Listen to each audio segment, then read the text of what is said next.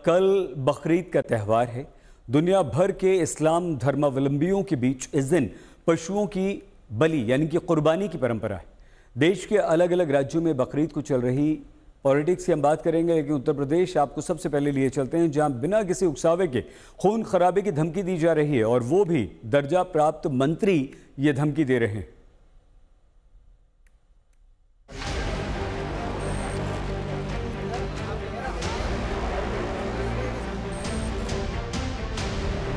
खाली आप काटने की बात।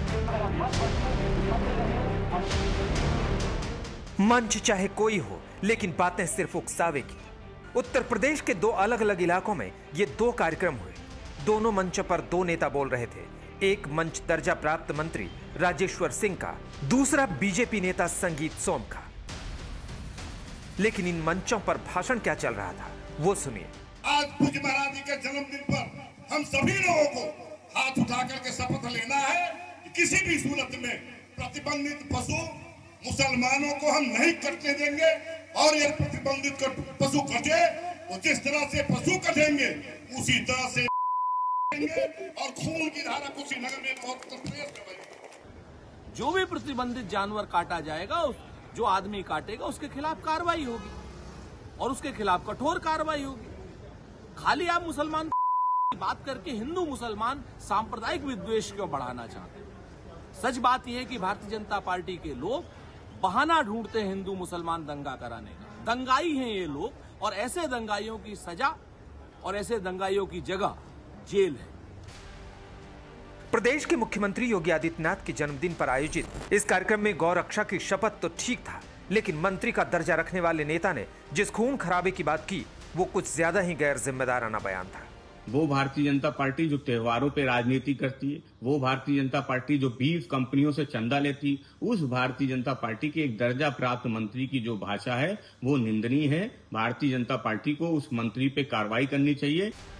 दरअसल बकरीद आने से पहले ही यूपी में बड़े पशुओं की कुर्बानी को लेकर राजनीतिक बयानबाजी चालू हो चुकी है। बीजेपी के एक और नेता संगीत सोम ने कहा है कि कुर्बानी गैर कानूनी है तो नहीं होनी चाहिए। ये दो जैसे देश में एक कानून होना चाहिए ना, हिंदू के लिए अलग, मुसलमान के लिए कानून क्यों है? हिंदुओं की बलि प्रथा पर रोक क्यों है?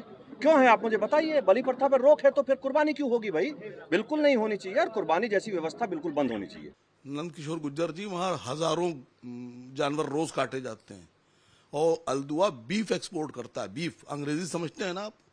बीफ, बफेलो नहीं कह रहा हूँ, बीफ का एक्सपोर्टर है। 35 मुल्कों में उसका गोश्त जाता है। जाइए, जाकर उसको बंद कराइए, उस पर धरना दीजिए, मोदी जी से लाइसेंस कैंसिल कराइए उसका। वहां तो रोज हजारों जानवर, आपका दिल तब तकलीफ में नहीं आता? जीव हत्या नहीं दिखती आपको?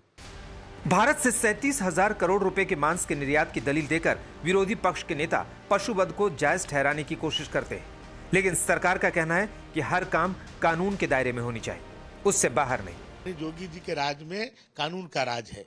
यहाँ ये नहीं है कि किसी का न वर्चस्व है न किसी की उपेक्षा है।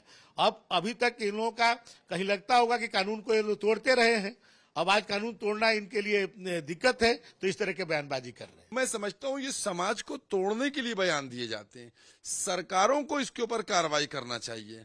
आप खुद बताइए कि एक दिन पशु कट जाए तो बड़ी बेचैनी है, और 364 दिन जो और कटते हैं तब तकलीफ नहीं होती। हालांकि उत्तर प्रदेश में बकरीद के त्योहार पर कुर्बानी की परंपरा कानून के दायरे में रहकर निभाई जाए, इसकी कोशिश मुस्लिम संगठनों से लेकर पुलिस प्रशासन तक कर रहा है।